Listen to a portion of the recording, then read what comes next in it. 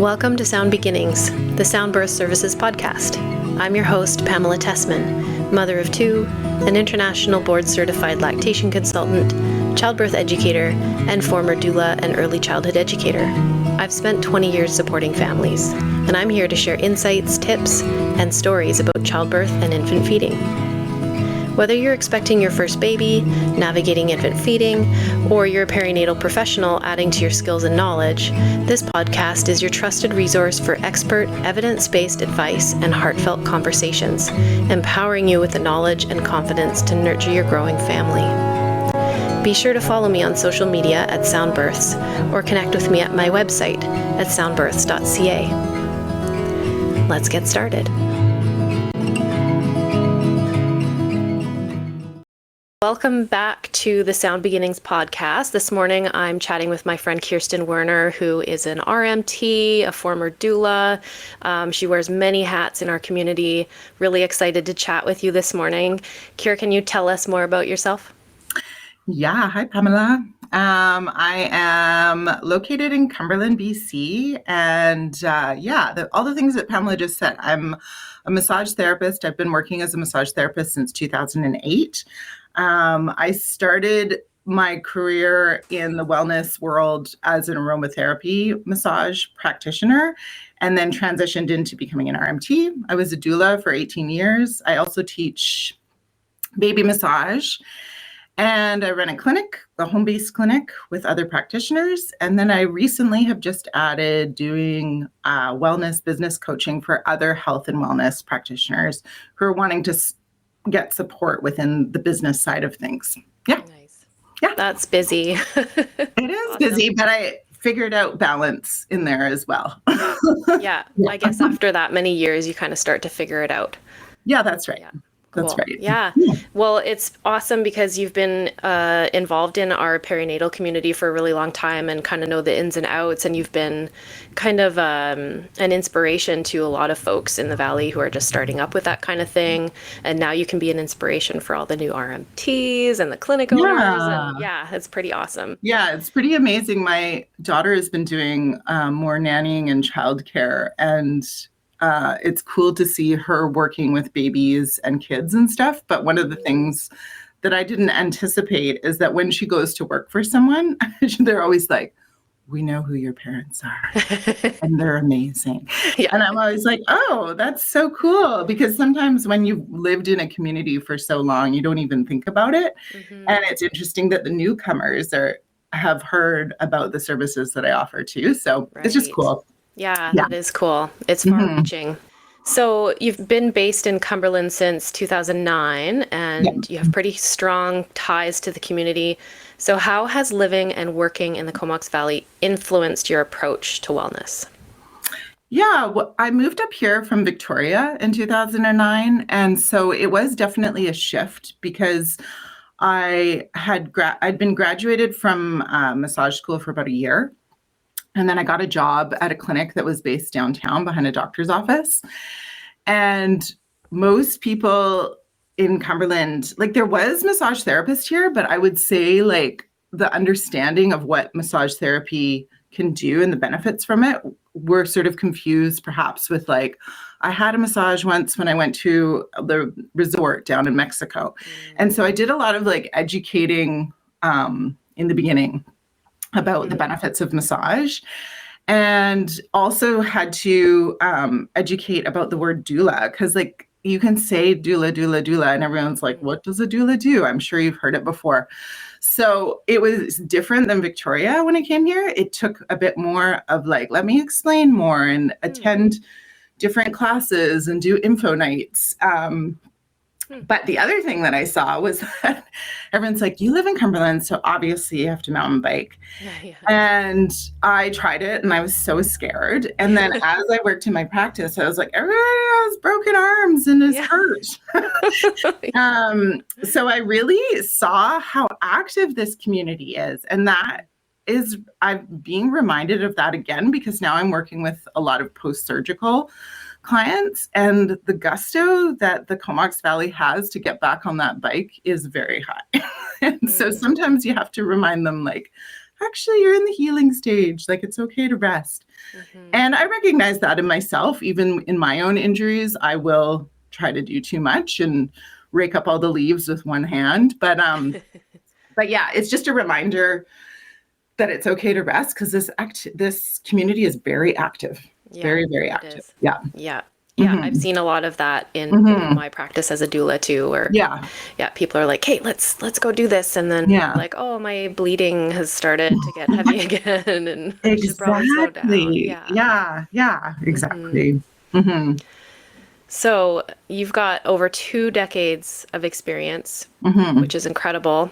So what would you say has been the most impactful lesson in your journey from your early aromatherapy days to now as an RMT?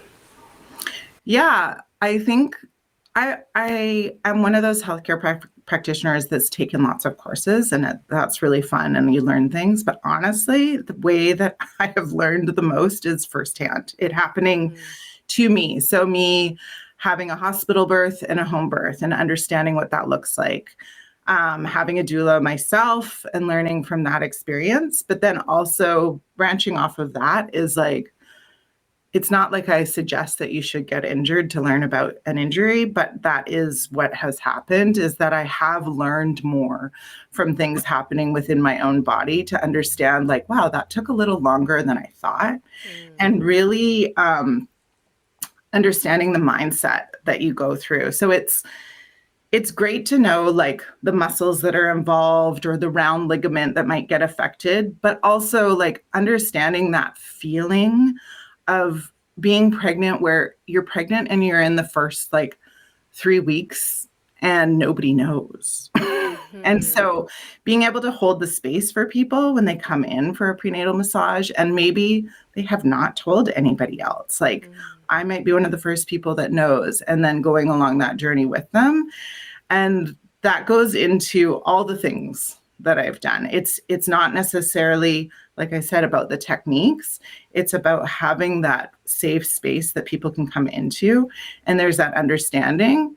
And maybe it's not an exact thing that it's like, oh, I've exactly been through that, but it's more understanding that, like I said, that mindset that might come along with that experience that they're having, and having the space to ask them questions and really hear their story.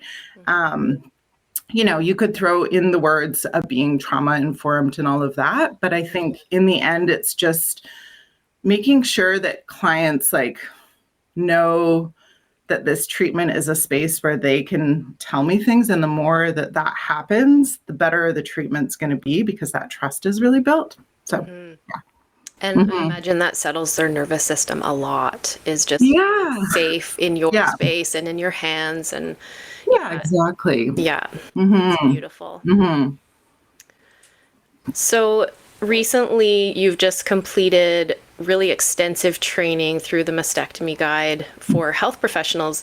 Could you tell us about how this training has shaped your approach to working with post-surgical clients? Yeah, for sure. Yeah, I've been really lucky to have connected with Erin Price, RMT, and she started the Mastectomy Guide Academy, and it's new. I first connected with her in 2021, and she sort of put a reach out in our BCRMT Facebook page, like, who would be interested in learning more about mastectomy massage, and a bunch of people were like, yeah. So she put together her course in Victoria, and I drove down and went to it. And that was in October 2021. And it was interesting, even just doing that, I immediately started having people reach out to me. And then in December 2021, I was in a car accident that left me unable to work, but I still stayed in touch with her and watched what she was doing. And I ended up taking a SCAR course with her and another RMT named Kathy Ryan, who's based out of Smithers and does a lot of SCAR work, and just connecting with other massage therapists who are learning this. And in that class, she was like, this is my next idea, is a 6-month academy. And I was like, I'm all in. I love that idea. And so I'm trying to think, I guess January 2023 was our very first one. And myself and another RMT at my clinic, Jen, both joined into the academy. Now, I already had a bunch of training with her, so I sort of joined in like a modified version, and Jen went for the full thing because she hadn't taken her courses yet. Mm-hmm. But yeah, it's amazing work that's really needed. Like the rates of breast cancer are increasing all the time. Again, it leads into sort of that mindful approach to treatment. But the other part for me personally is that it's very gentle, light work. And so you're providing a treatment to somebody who's going through a lot of medical treatments. And again, you're coming in where you want their body to feel safe and nurtured. So that could be a post C-section, that could be post breast surgery, that could be post top surgery. So you're also carving out the appointment time to be catered towards the inclusiveness of this specific appointment. So even though the approach to scars can be similar, each appointment is made for that specific person.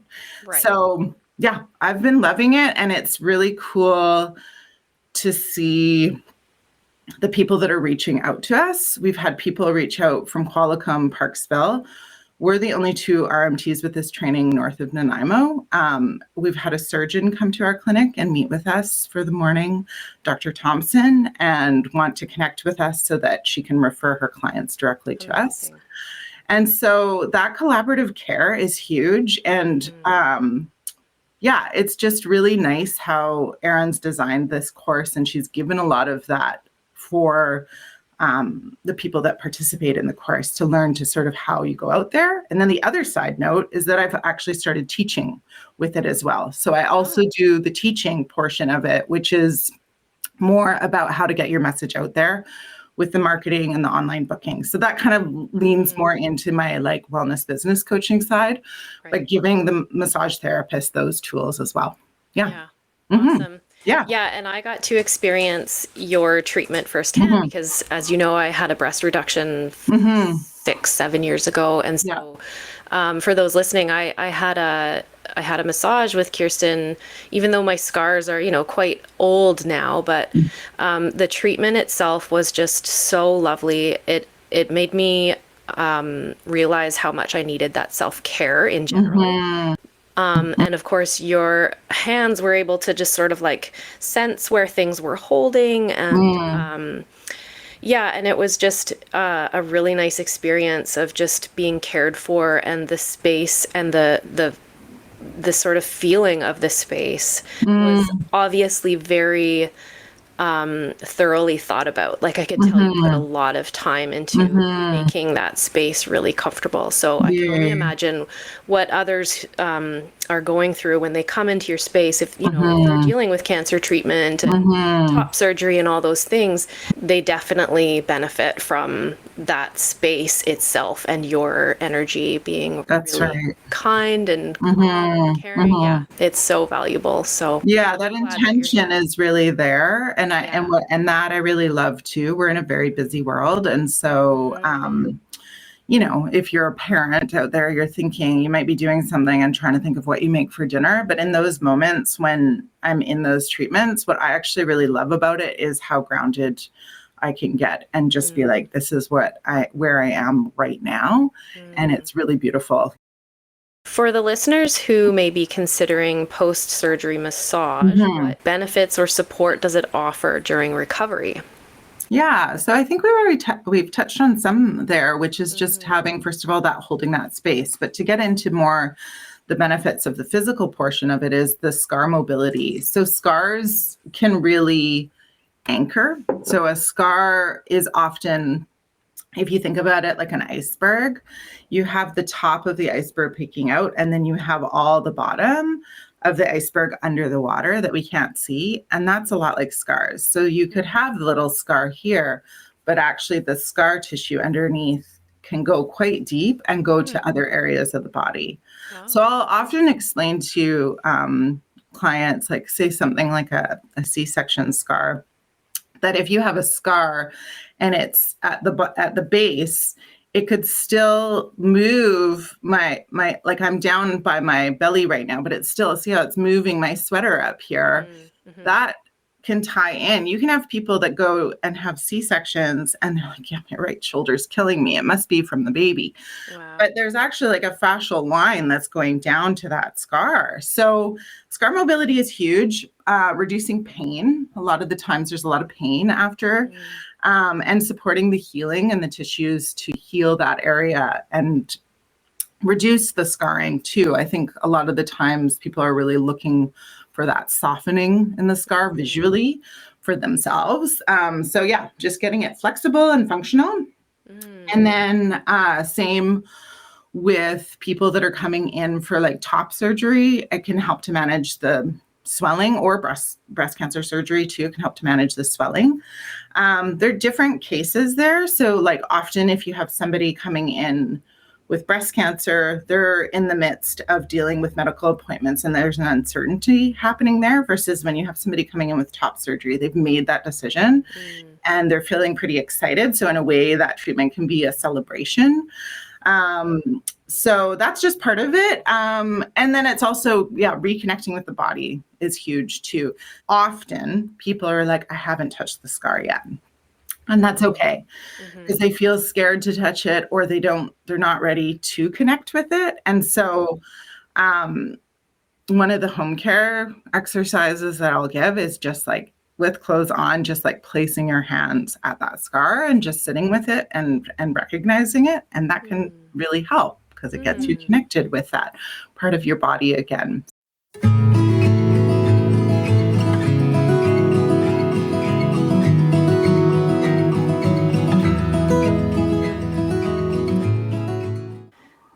So let's switch gears a little bit, because you have so many hats that you wear. I want to hit them all because I want to, get deep into all of them. You should be changing hats while we're talking. Yeah, you should. Yeah. So how do you approach creating a comfortable environment for children in your pediatric massage sessions? And what have you found to be most effective in engaging your younger clients? Yeah, kids massage is amazing. A lot of the things that have happened in my career have just happened organically. So I started having kids coming into my practice, and the Comox Valley is a very word of mouth. And so people are like, it was just like they were just booking in and it said 30-minute registered massage therapy. But parents started sharing. They're like, Kirsten does kids massage. And I was like, I guess, yes. But I've had kids myself and I love working with this population. And so, now it is on my booking site. You can book in for a kids massage. And that means for 12 and under. If they're 13 and over, they still can come in for a massage. It's just we're catering it differently. So when they come in, I want to make them feel comfortable as soon as they come in. They're often hiding behind the parent's leg or whatever. The parent is coming into the room. They get a specific intake form that's for the kid. And I ask different things that they might like ahead of time, such as like music. And then when they come in, the first thing that they usually see is a little fox stuffy, and it's tucked into the massage bed and it's just sitting there. And they're always like, ooh. And I'm like, oh yeah, that's Foxy. Foxy always shows up early and wants to have a massage. And so we have lots of Fox things because my husband's last name is Fox and my daughter's last name is Fox. So this Fox stuffy is there. And it just already puts them at ease. I have 2 chairs set up, one for them, one for the parent. And we then go into teaching them about what a massage is, what it would look like. And I get to show them on Foxy, but I also get to teach them about consent. And even in my baby massage classes, I talk about consent with the baby, but now we're talking with kids, so I can talk to them about being like, you are in charge of your own body. And I'm only going to touch the areas that are okay with you today. And that can change, I've learned each session. And so they get to see that. They get to see me like showing how I take out Foxy's little arm and I'm like, see how the blanket's still over Foxy's body? And I'm just massaging the arm. And then they get to see go up and down. So it's really like a session. But What I do love about it is watching their breathing change once they're on the table and just they down regulate. Some kids I've worked with who have autism, and they might be fixated on a word in the beginning. And by the end, it's gone so slow, but then their sentence structure is changing at the end as well. Wow. And they're able to really articulate themselves. And yeah, it's fascinating. Cool. And yeah, so the parent stays in the room and they get that. And then, like I said, the next time they show up, Foxy might be in a different spot. Foxy might show up on a shelf by the salt lamp or something. Just to watch.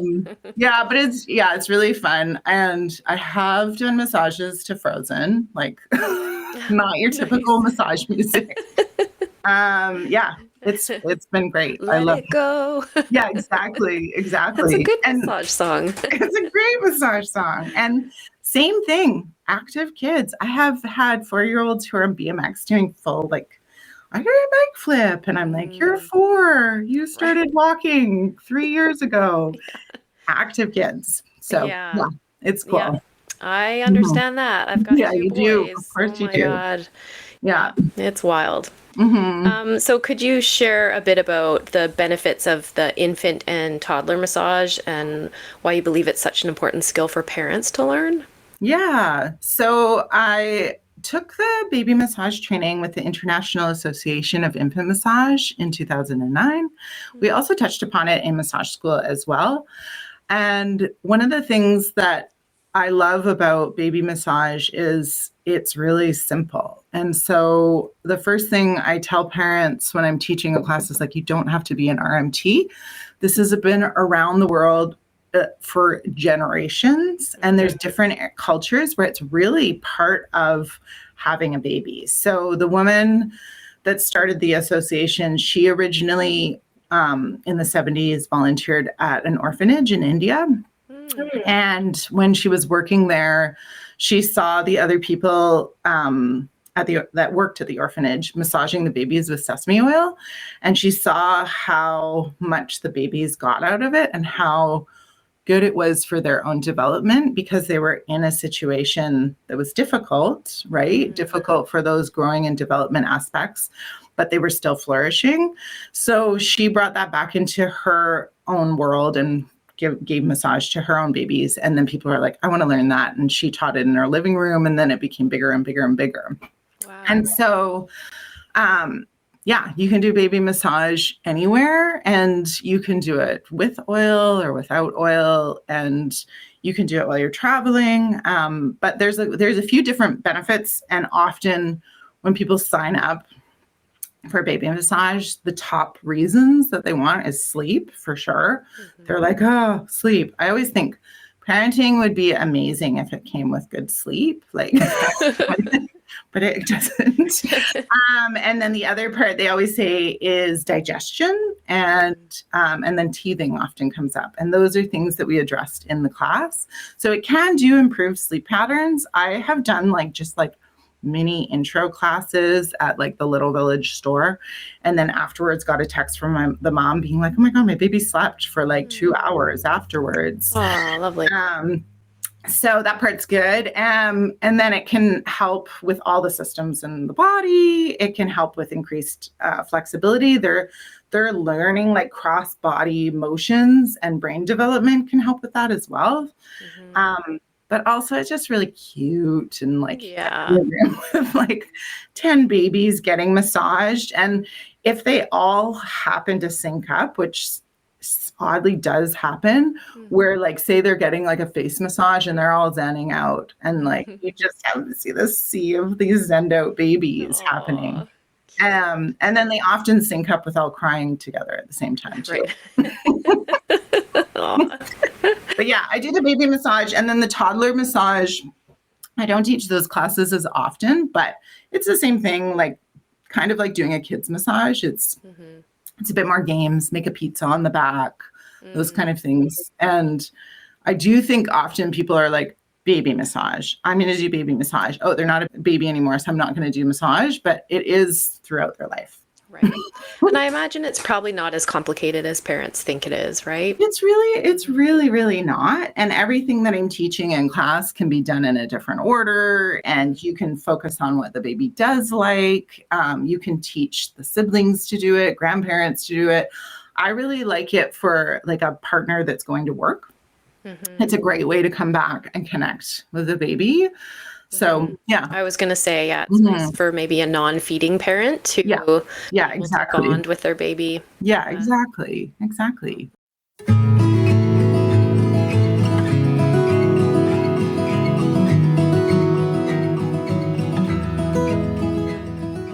Your work emphasizes not just physical relief, but also empowering clients to take an active role in their own self-care.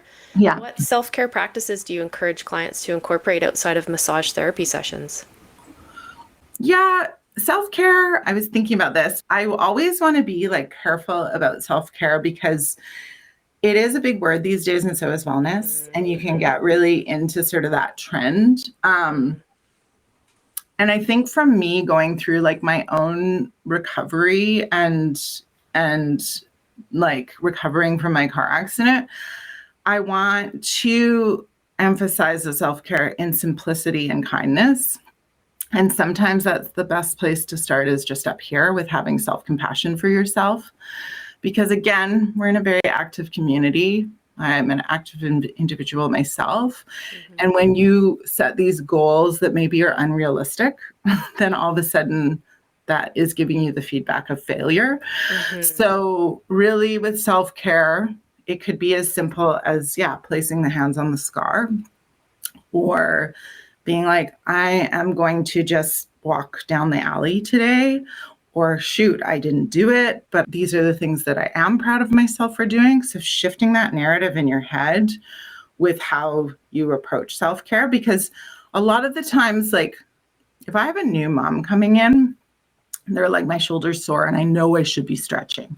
But let's talk about the reality of that. Like, what does that look like? Also, you're taking a car seat in and out of a car every day. Who can do that ergonomically? No one.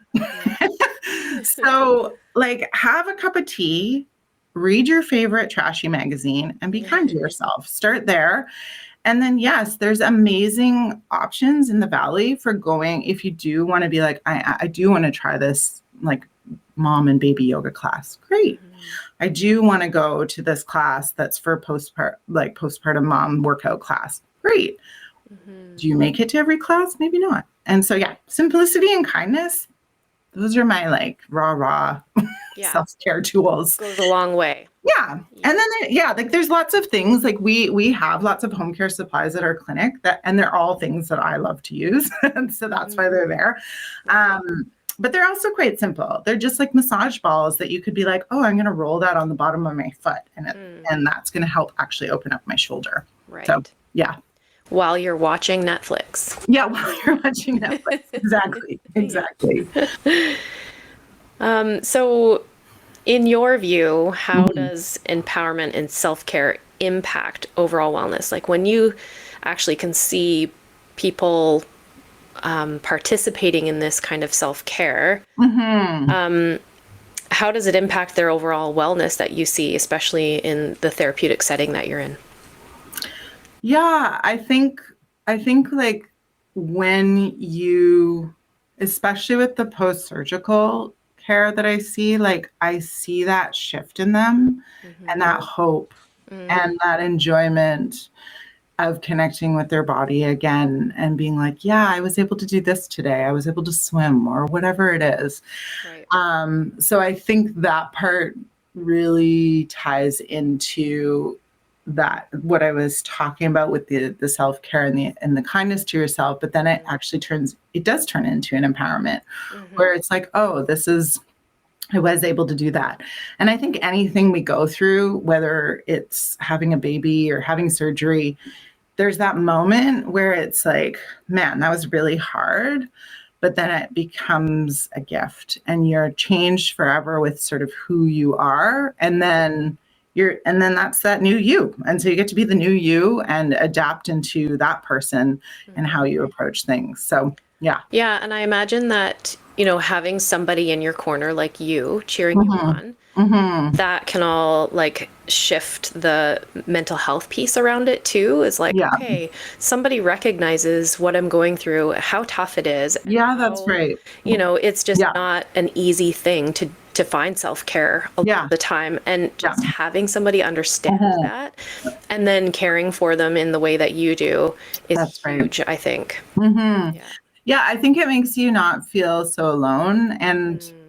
that also happens in like the baby massage classes that I teach, is that you've got then a group of parents together. And then if they feel safe enough to share, which often they do, then all of a sudden you have 5 people in the class saying, yeah, actually, my foot's been going numb since I had a C-section as well. And so then they can hear that. And then I can be like, well, let's talk about what's happening there.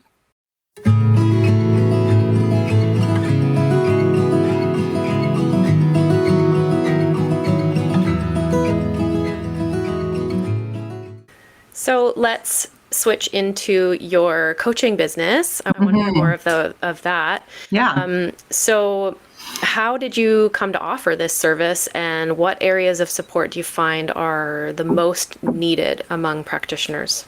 Yeah, for sure. This has been an interesting one for me because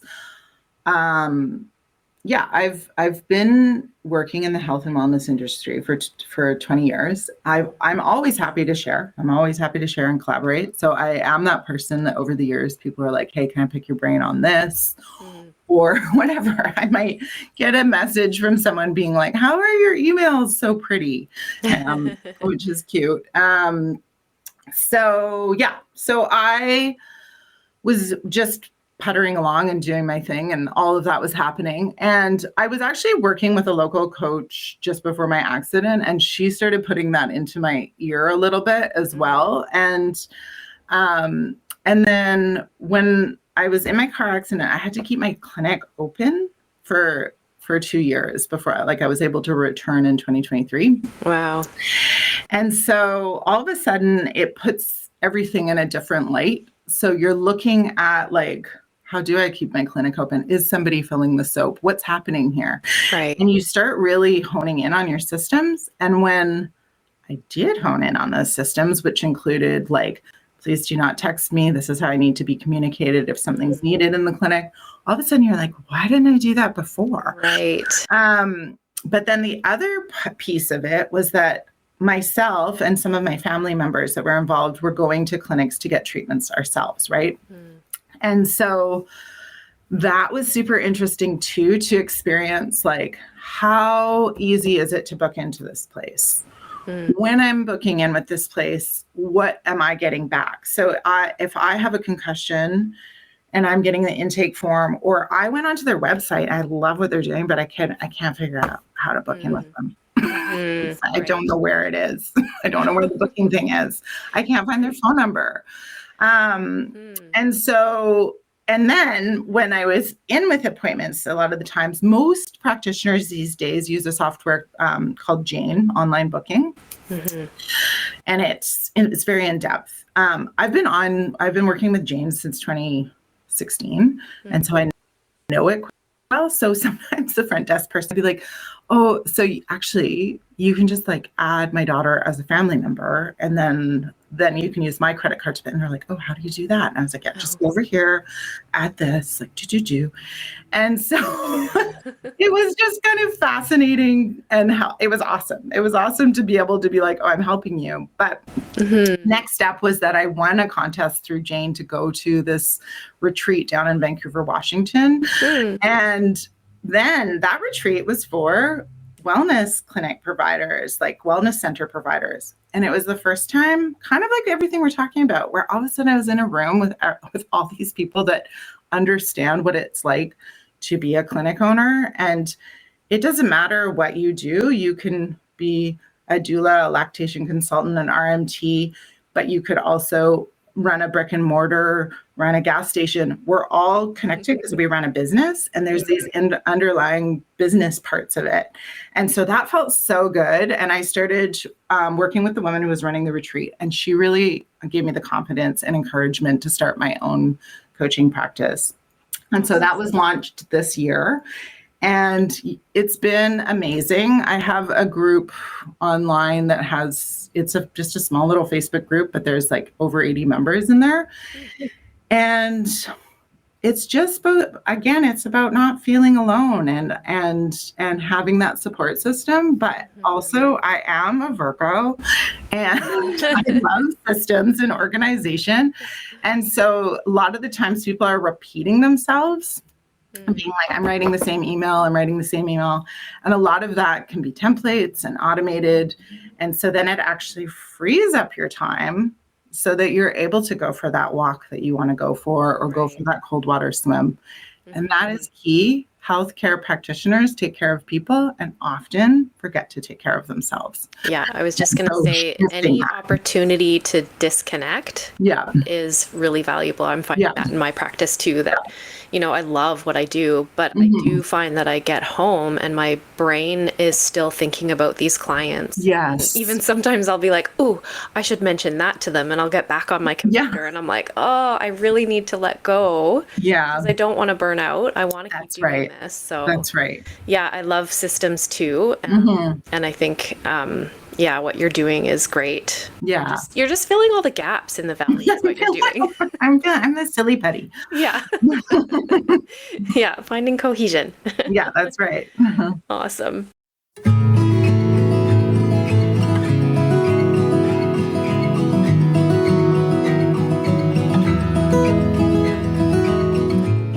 So when you're not working, you enjoy your family time, I'm sure, and contributing to the Comox Valley community. I've seen you do lots of different roles in the community over the years. Could you share what community means to you and how your involvement supports your work? Yeah, I love collaboration and working with this community. And it's been really cool to see over the years, and we're obviously in a growth of the Comox Valley right now. So that's been interesting to sort of intertwine the newcomers and the people that have lived here for a long time. And so I had a really cool thing happen last summer where a client who came to my home-based clinic was a yoga teacher. And she was like, she had just moved to Cumberland. I think she'd only lived here for like 2 years or something. And she was like, I'd love to teach yoga in your driveway. And I was like, I was like, I'm willing to talk to you about that. So we met and I showed her all my yard and we walked around, and she's like, no, I really picture it right here. And I was like, okay, but this is not the greatest. This is funny. I don't know. I can't tell. And she's like, no, and I was like, okay, let's go with it. So we launched a trial on June 1st, which June is Pride Month. And we did it as a fundraiser, and we had 25 people show up. Wow. And it was so awesome. And that just shows this community.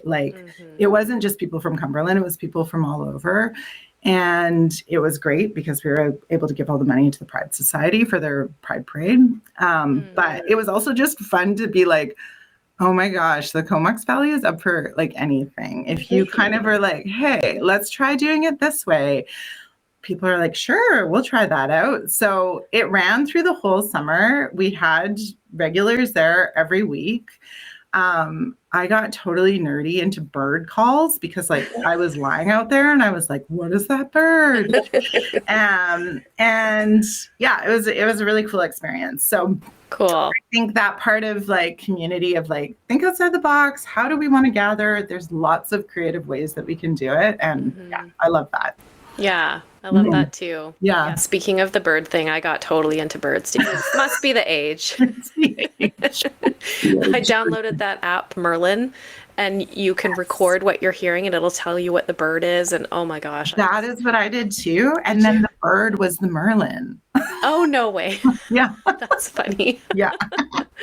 Yeah, I use it on my forest walks all the time.